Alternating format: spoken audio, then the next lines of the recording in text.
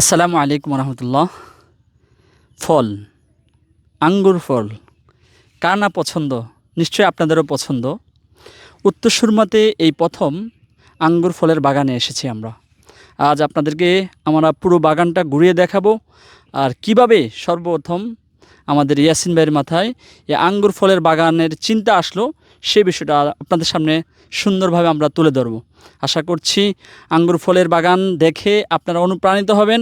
এখান থেকে কি আঙ্গুর ফল কিনা যায়, বা নতুন উদ্যোগে নতুনভাবে কি আপনারা আপনাদের আঙ্গিনায় কিংবা আপনাদের বাগানে এই ফলের চাষ করা যায় কিনা, আমরা সব বিস্তারে আজকে ইয়াসিন ভাইয়ের কাছে জানতে চাইব। সাথেই থাকুন। আমরা কথা বলবো আমাদের এই আঙ্গুর ফলের যিনি মালিক আছেন, আমাদের প্রিয় ভাই মোহাম্মদ ইয়াসিন আরফাত ভাইয়ের কাছে। ইয়াসিন আরফাত ভাই, আপনার কাছে আমি শুরুতে জানতে চাইব, আপনার মধ্যে একজন শিক্ষিত মার্জিত ব্যক্তি কিভাবে এই যে কৃষি উদ্যোক্তা বা ফল বাগান উদ্যোক্তার দিকে আপনি কিভাবে আসলেন? আপনি যদি আপনার পরিচয়টুকু আমাদেরকে দিয়ে, আমাদের সম্মানিত দর্শকদেরকে দিয়ে শুরু করতেন, তাহলে আমরা অনেক কৃতজ্ঞ বোধ করতাম। জি, আসসালামু আলাইকুম রহমতুল্লাহ। আমি ইয়াসিন আরাফাত, সুনামগঞ্জ জেলার জাহাঙ্গীরনগর ইউনিয়নের নতুন গুদিগাঁও গ্রাম আমার বাড়ি আর কি, একবারে দক্ষিণ পাড়া আর কি। এখন আমি লেখাপড়া করেছি অনার্স পর্যন্ত, আর পাশাপাশি ফ্রিল্যান্সিং করি।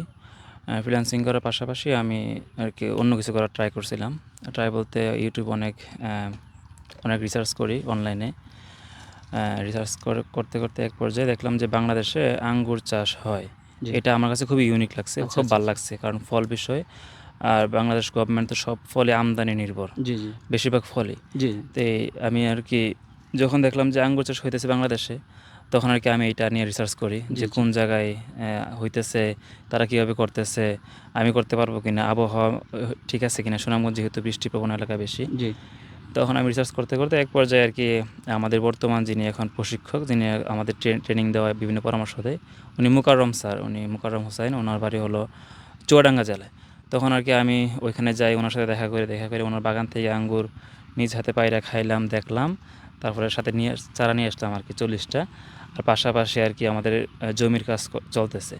তারপরে বাকি চারাগুলো আর কি ধাপে ধাপে ধাপে ওনার কাছ থেকে নিয়ে আসি। আচ্ছা, আমরা যে জিনিসটা জানতে চাইবো যে এই যে যখন আপনি এই বাগানটা শুরু করছিলেন, তখন এই এলাকার মানুষ কোন দৃষ্টিতে দেখছিল, বা আপনার বন্ধুবান্ধব তারা কি আপনাকে নিরুৎসাহিত করছিল কিনা, যে এখানে তো বৃষ্টি হয়, এটা হবে না, এই জাতীয় আপনাকে কিভাবে মানুষ মূল্যায়ন করেছে আর কি? শুরু অবস্থায় সরাসরি আমার সাথে কেউ কোনো কিছু বলে নাই। আমি অন্যজনের কাছ থেকে শুনছি আর কি। আর এমনি শুনছি যেটা মানুষ নিরুৎসাহিত করছে যে আমি তো ঘরে বসে টাকা ইনকাম করতে পারতেছি, জি তাহলে জি কি জন্য এত মাঠ পর্যায়ে আইসা রোদে থাকে, বৃষ্টিতে ভিজা, এই কষ্ট করা কী দরকার লাগছে। আর আঙ্গুর ফল তো অনেক টক হয়, তাইলে কি লাগে এত টাকা নষ্ট করে এরকম করতেছি আর কি। তো আচ্ছা কিন্তু আমার তো তাওয়াক্কুল ছিল আল্লাহর উপর। আর হলো আমার এটা বিশ্বাস ছিল যে জাত যদি ভালো হয় তখন তার ফলনও ভালো হবে। গুড। তো এটা নিয়ে আর কি তখন রিসার্চ করে তখন আর কি ওনার কাছ থেকে চারা নিয়ে আসে আর কি, সংগ্রহ করে। এই পর্যন্ত আলহামদুলিল্লাহ আপনার বাগানে দেখছি খুব সুন্দর ফলন হচ্ছে। আপনি এই পর্যন্ত বাগানের পিছনে মানে কি কি সমস্যার সম্মুখীন হয়েছেন? সম্মুখীন আমি যেহেতু নতুন, আমার জি তো অনেক ভুল হয়েছে। জি কৃষি কাজ আমি আগে কখনোই করি না, এটাই প্রথম। তো আমরা যেখান থেকে আর কি চারা আনছি, তারা আমাদের শিডিউল দিয়ে দিত জি যে কোন সময় কী দেওয়া লাগবে, কোন রোগ হলে কী করা লাগবে, কী ধরনের মেডিসিন দেওয়া লাগবে, কীভাবে পরিচর্যা করা লাগবে। এগুলো যথাসম্ভব ট্রাই করছি ফলো করার। এরপর অনেক ভুল হয়েছে। আমার ভুল হওয়ার কারণে ধরেন আমার গাছ এখনও ভালো করে বড় হয় নাই, কিছু পরিপক্ক হয় নাই। যেগুলো পরিপক্ক হয়েছে এগুলোর মধ্যে আর কি ফল আসছে। মাশাআল্লাহ। সম্মানিত দর্শক, যেমনটা আপনারা শুনছিলেন যে আমার ভাই অনেক কিছু নতুন কৃষি উদ্যোক্তা হিসাবে অনেক সমস্যার সম্মুখীন হয়েছেন। তা আমরা এই ভাইয়ের কাছ থেকে আরও জানতে চাইব, বর্তমান যে আপনি চাষাবাদটা করছেন বা যে ফলনটা করাচ্ছেন, এটা কোন জাতের আঙ্গুর ফলের? এটা হলো জয় সিডলেস, ভিতরে আচ্ছা কোনো বিচি নাই। আপনার বাজারে খাইলে দেখবেন অনেকগুলোর মধ্যে বিচি থাকে, জি এটার মধ্যে বিচি না। আর যেগুলোর মধ্যে বিচি থাকে এগুলোর দাম কম হয়, আচ্ছা, আর যেগুলো বিচি না এগুলোর দাম বেশি হয়। এটার কি খুব স্বাদ কেমন এটার? আর স্বাদ খেয়ে দেখেন, খেয়ে দেখলে বুঝতে পারবেন। আচ্ছা, আমি একটা খাচ্ছি, বিসমিল্লাহ।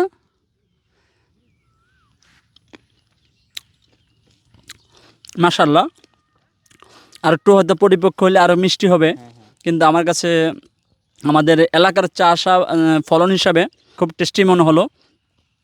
তো এই বাগান নিয়ে আপনার ভবিষ্যৎ আইডিয়া কি? এখন তো আমি তো এটা পরীক্ষামূলকভাবে করছি, কারণ জি আমি অনিশ্চয়তায় হইব কি হইব না। এখন তো আলহামদুলিল্লাহ আল্লাহ তাআলা দান করছে। এখন তো ফুল কনফিডেন্স। আগামীতে ইনশাআল্লাহ মানে যেভাবে করবো আরকি। আচ্ছা। কেউ যদি আপনার দেখাদেখি আরো অনেকে আছে যে এই পথে আগ্রহী হবে, তাদের বিষয়ে আপনি কি পরামর্শ দিবেন? আমি অবশ্যই উৎসাহ করবো। কিন্তু উৎসাহ করার আগে আমি তাদেরকে বলবো আগে অবশ্যই যেটা করবেন ওটার বিষয়ে আগে নলেজ নেন। জি, নলেজ নিয়ে তারপরে করেন। কারণ আমি করছি দেখতে সুন্দর লাগতেছে, খাইতে মিষ্টি বা লাভবান। এখন আপনি যদি শুরু করেন না যাই না তখন হুম, কিন্তু আপনার শ্রমও যাইবো প্লাস আপনি ইনভেস্টও যাইবো। কোনো কিছুই জি, কাজে লাগবে না। এজন্য হুম, আমি বলি যে আমি যেরকম আগে রিসার্চ করছি বিষয়টা আপনারা আগে রিসার্চ করেন, বুঝেন। তারপরে আপনি যদি মনে করেন যে আপনার সাথে সবকিছু ঠিক আছে ওকে প্লাস ইনভেস্ট করতে পারবেন তখন গিয়ে আপনি আগে যান। আপনার এখানে কত শতাংশ জায়গা আছে এবং কতটি চারা আছে বর্তমান?